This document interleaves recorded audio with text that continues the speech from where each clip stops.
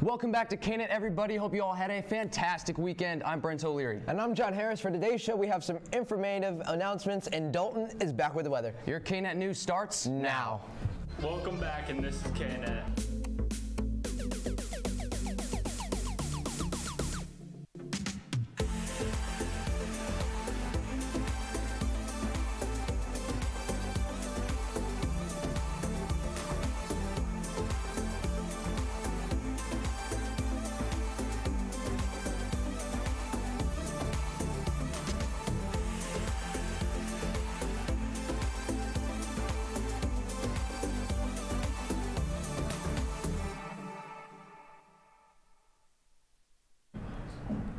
Please stand for the Pledge of Allegiance. I pledge allegiance to the flag of the United States of America and to the republic for which it stands, one nation, under God, indivisible, with liberty and justice for all. All right, it's February, which means Valentine's Day is right around the corner. The Diversity Club is selling cookies and roses for $5 each, and if you buy them in advance, Valentine's Day roses will be only $3. You can buy them, get them sent out to your special someone. John, who are you sending them to? Well, Brent, I'm sending them to myself because you know why? I'm lonely. Oh, well, you know, the Diversity Club, like I said, is hosting this event, and we have a video with more information. Valentine's Day is coming up, therefore people will be buying their significant others gifts. Diversity Club is selling roses and chocolates, and I wanted to learn more about that. Hi, I'm Mrs. Nicewater. I am the club sponsor for the Diversity Club. We would like to promote love in the building for Valentine's Day because love has no labels. We will be selling roses and cookies in the cafeteria from February the 4th on Monday all the way up to the day before Valentine's Day.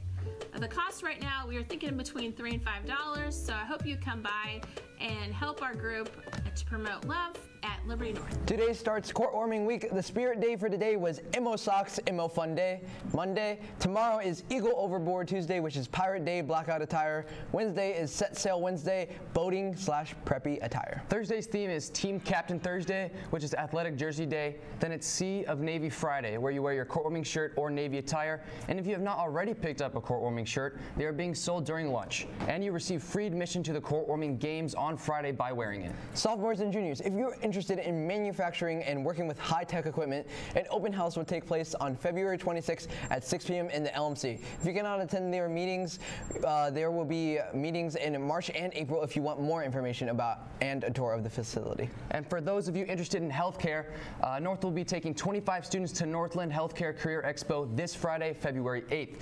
A bus will be taken leaving at 8:10 a.m. and returning at 10:30 a.m. Stop by the Counseling Center to get a field trip form from Ms. Stark. Seniors, there are several scholarships that are due throughout the month of February. Be sure to continue checking the scholarship list in Navian Student. And a representative for the Navy will be here during lunch during all the shifts tomorrow, the 5th. And additionally, a representative for the Army will be here on lunch during Wednesday. If you are interested in participating in Project Lead the Way, Daniel Harper has some more information about the program. Liberty Public Schools is a leader in Project Lead the Way, a series of classes that focus on engineering and science courses and project-based learning. Liberty was one of the very first districts that offered Project Lead the Way in the Kansas City area. I came here about 11, 12 years ago or so, and Liberty was one of the schools that piloted the curriculum whenever it came around. So they've always been on the forefront. At a national level, Liberty is known because we are one of the districts that went K-12 first. We actually have kindergartners doing Project Lead the Way engineering projects. We're consistently pushing the boundaries with what you can do with engineering in the classroom here, and you know, trying out new stuff and really just trying to develop problem solvers with our students. In these classes, you'll do a little learning about those different fields, like in digital electronics, we learn about binary systems and different kinds of logic gates, but then most of the time you're also working on projects related to those things and how you can incorporate those to make tasks in life easier and more efficient. PLCW classes have helped a lot just with the overall knowledge of what's going on and the different components and how everything fits together in the overall scale. It's very in-depth and a guide to basically all different careers out there. There's a lot of different things you can basically explore. You know, we want to push ourselves to grow academically. How Project Lead the Way is different than, say, a standard course, if that's what you're going to name it, is that in our classes we don't have correct answers to problems. Most classes at North are very knowledge-based, like learn this, now you'll be tested on this, whereas Project Lead the Way classes are more, okay, we're going to learn this and now we're going to apply it and see how this relates to the real world. Project Lead the Way classes were where I got my first exposure to engineering and what helped me discover that engineering is something that I want to do personally. I don't want to knock the other courses at the school because we have really good courses here. We have great teachers across the building in every subject area. What we do differently, though, than like your standard typical math or science course is that in our courses there's just no correct answer. There are many different ways that you can solve problems. There are many different bridge designs out there. There are many ways to program robots. Your job is to find a way that works and try to figure out the best way to do things, and then if it fails, explain why. Try to figure out why. So we're just trying to learn from our mistakes and learn by doing, you know, open-ended problems as opposed to ones where there's an answer key in the back of the book that you can check your answers with. Project Lead the Way sounds like an amazing program and sounds like a lot of fun. Back to court warming tonight, there is a court warming tip-off trivia from 6 to 8 in the LMC. Student teams of 4 to 6 will compete for prizes. Also, during this week, Stuco will be holding an assortment of fun activities during lunch, such as today is fish and chips Monday, so stop by student council table and join the fun. Now let's head over to Zach Klug and Garrett Lynn with Your Nation's Sport Report. What's up, North Nation? I'm Zach Klug. And I'm Garrett Lynn. We got a lot to catch you guys up on, including that boring Super Bowl game from last night later in the show. Yeah, we'll have plenty of time to talk about that later. So we're going to start off by talking about wrestling, as the girls team had 2 days of districts this weekend at Smithville. Yeah, the girls unfortunately missed out on the medal round and state, but they had an absolutely terrific season as the first girls team in North history.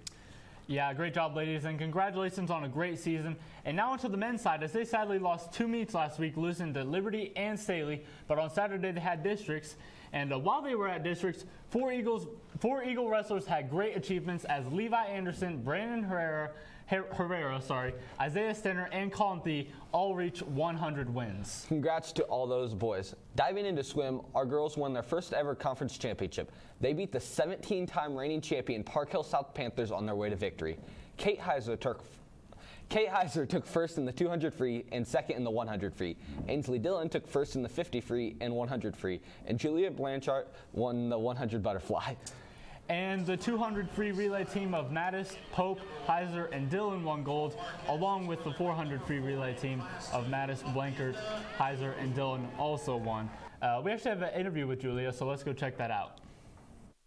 We're really happy with our conference win. It was our first girls conference win ever for swimming. We really came together as a team, and we had a lot of fun. We had a lot of girls have really good times. We had Bryn get her state cut. We had a lot of girls come really close and move up in place to get us all those extra points, which helped secure our win.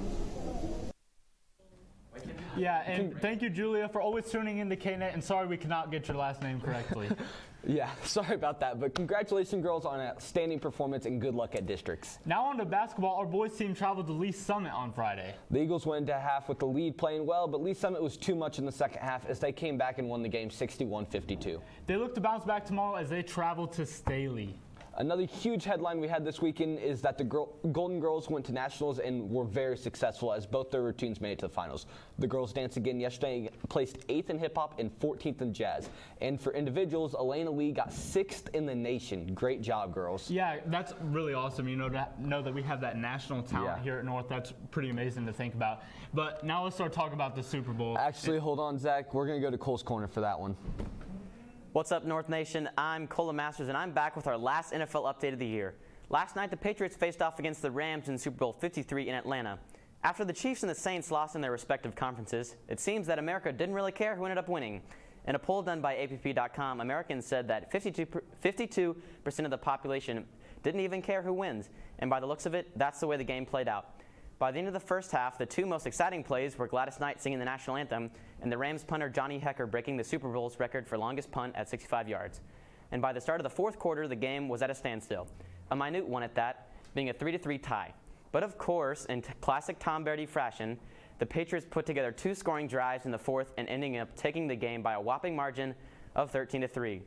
The Brady and Belichick dynasty lives on with Tom having 6 wins and 9 Super Bowl appearances, the most for any player in history. So the season winds down in, as you could say, a little bit of a boring fashion for us Chiefs fans, but not all sadness to be found because it's baseball season. Pitchers and catchers report for spring training in 1 week, and I, for one, am super excited to see the season get underway. I'm Cole Masters for North Nation Sports. Back up to Zach and Garrett at the front.